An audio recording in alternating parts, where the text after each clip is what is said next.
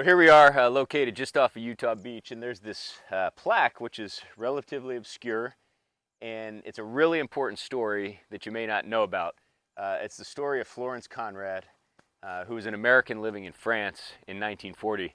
And after the war broke out, she desperately wanted to help the fight. She wanted to give something back and help the war effort. She was a trained nurse, and so she went to New York and she recruited a group of what started out as 25 ladies, and she raised enough money to buy 14 ambulances, and she built a standalone organization of nurses and ambulances called the Rochambelles.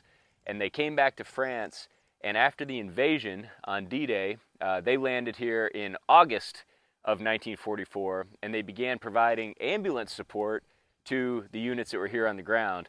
And they ended up following the 2nd Armored Division on their path all the way across Europe, eventually resulting, of course, in victory against Germany. But when we think about World War II, you know, we think that the men did all the fighting. And while it's true that the men were primarily on the front lines, you had these amazing heroes like Florence Conrad and her amazing group of what turned out to be 39 ladies by the end of the war, who literally supported the units that were on the front line. They put themselves in the line of fire, and we need to be very thankful to Florence and her amazing group of ladies for their efforts.